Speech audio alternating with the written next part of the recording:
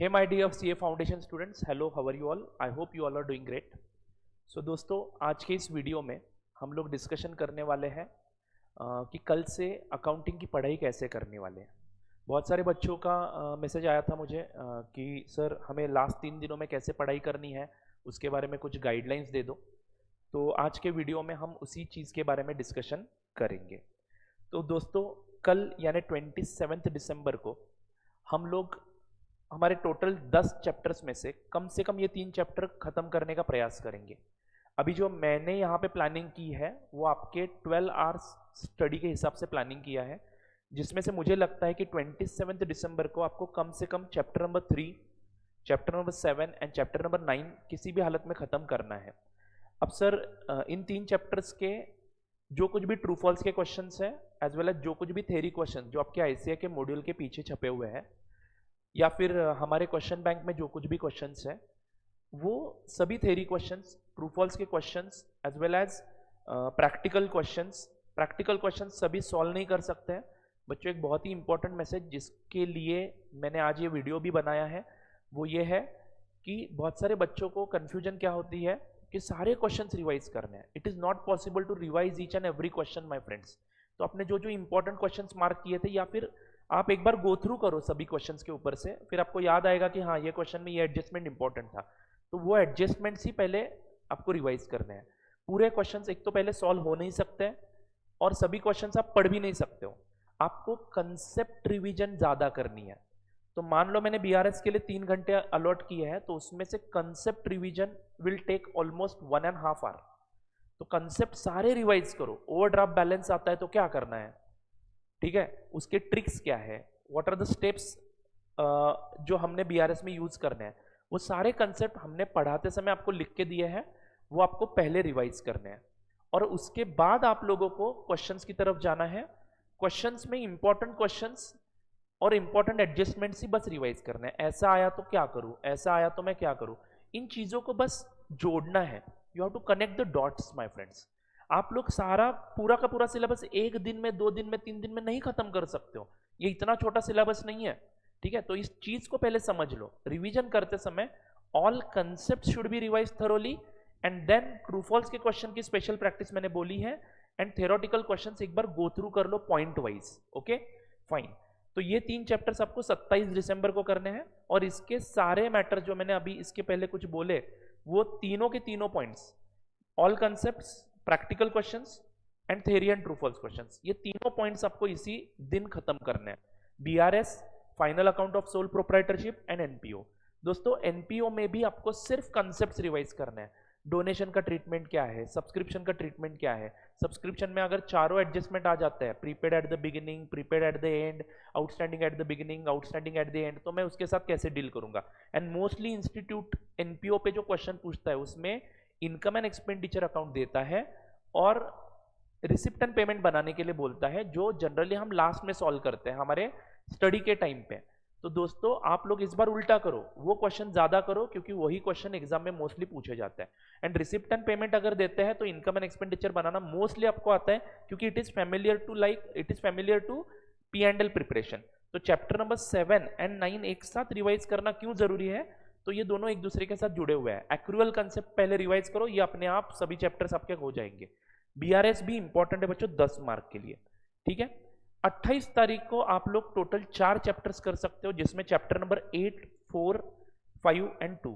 तो दोस्तों 4 एंड 5 बहुत ही आसान है चैप्टर्स, छोटे से भी है, 2-2 घंटे में खत्म कर दो। पार्टनरशिप अकाउंट्स 5 घंटे लगते हैं। मान लो आपको यहाँ पे फाइनल अकाउंट्स चैप्टर नंबर 7 में फाइनल अकाउंट्स को टाइम ज्यादा लग रहा है, तो वो टाइम थोड़ा सा कम करके आप पार्टनरशिप शुरू कर सकते हो 27 तारीख को। पार्टनरशिप में मैं कैलकुलेट करता हूं कि यूनिट 1 एंड यूनिट 2 को लगभग 1.5 घंटे में खत्म कर दो। यूनिट 2 तो वैल्यूएशन ऑफ गुडविल का है and unit 1 introduction to partnership account है, जिसमें सिर्फ हमें partners P and L appropriation account के ट्रीटमेंट्स देखने हैं। तो वो तो आप मुझे लगता है कि 1.5 घंटे में खत्म कर लोगे। बाकी 1-1 घंटा मैंने 3 यूनिट्स के लिए दिया है। एडमिशन 1 घंटे में खत्म होगा क्या सर, नहीं होता है तो थोड़ा सा टाइम बढ़ा दो इस दिन, 12 घंटे की जगह थोड़ा सा टाइम बढ़ा के, क्योंकि देखो बच्चों मैं 12 घंटे पकड़ के जो प्लानिंग कर रहा हूं उसमें पूरा सिलेबस खत्म होने के लिए 3 दिन लग रहा है। Are you getting it? तो दोस्तों अगर आपको फास्ट और खत्म करना है या फिर आपको ज्यादा टाइम लगता है तो टाइम बढ़ाना पड़ेगा। ओके फाइन, बट मान लो अगर इस टाइम में सफिशिएंटली रिवाइज कर सकते हो आप लोग, बट मैंने जो बोला वही क्वेश्चंस भी फास्ट रिवाइज करना है। अब हमारे पास समय नहीं है सॉल्विंग के लिए, ठीक है फाइन। तो chapter number 8, chapter number 4 inventory. Inventory में भी कुछ बच्चों को दिक्कत है। कुछ बच्चों ने मुझे मैसेजेस किए थे कि सर ये ऑप्शन में रखे क्या हम लोग। देखो सिंपल सी बात है, अगर कुछ टॉपिक्स आपने आज तक किए ही नहीं है तो उसको हाथ भी मत लगाओ, कुछ नया नहीं करना है इस पीरियड में। हमने जो ऑलरेडी किया है उसी को रिवाइज करना है, तो ही हमें वो फायदेमंद रहेगा।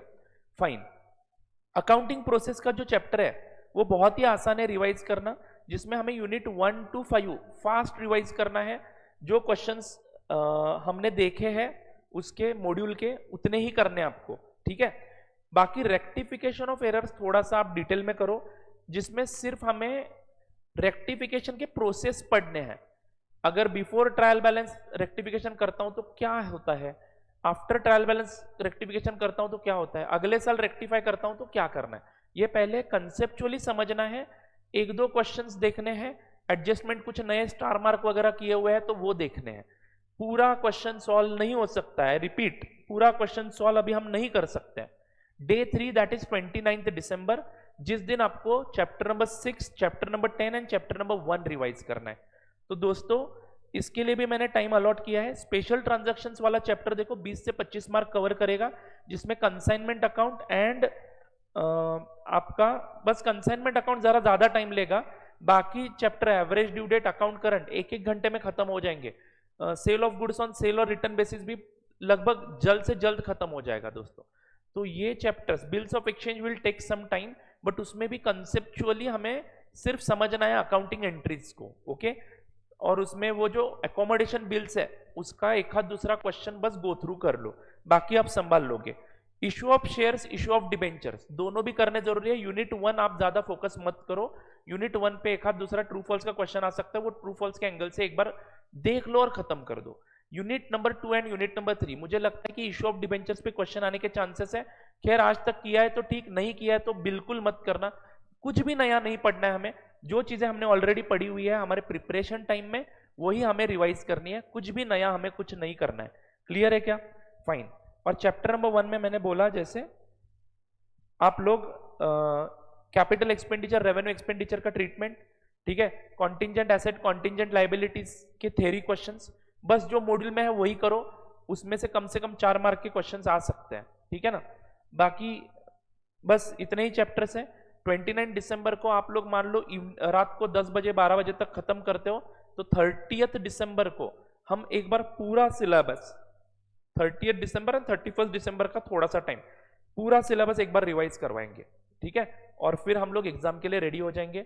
बच्चों टेंशन आना वाकिफ है, मतलब इट्स ओके, थोड़ा सा टेंस माहौल होता है, बट आप लोगों को खुद को संभालना है, क्योंकि देखो इतने दिनों का जो मेहनत हमने किया है, क्लासेस किए हैं, फिर हमने इतने सारे मॉक टेस्ट दिए हैं, रिवीजन लेक्चर्स किए हैं, खुद 1-2-3 बार रिवीजन हमने किया है, तो ये सारा एफर्ट वेस्ट हो जाएगा अगर आप पैनिक हो जाते हो तो मेरा आज आपको यही मैसेज है कि पैनिक बिल्कुल नहीं होना है, रिलैक्स रहो, आप लोग कर पाओगे, मुझे पूरा भरोसा है आपके ऊपर, ठीक है।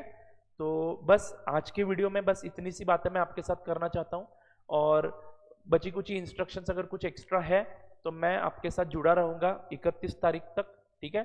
तो आज के लिए बस इतना ही, मिलते हैं नेक्स्ट वीडियो में, तब तक के लिए tata bye bye see you. और प्रिपरेशन जारी रखो बच्चों, किसी भी हालत में गिव अप नहीं करना है, किसी भी हालत में हमें छोड़ना नहीं है। चलो, all the best for your preparation, Tata.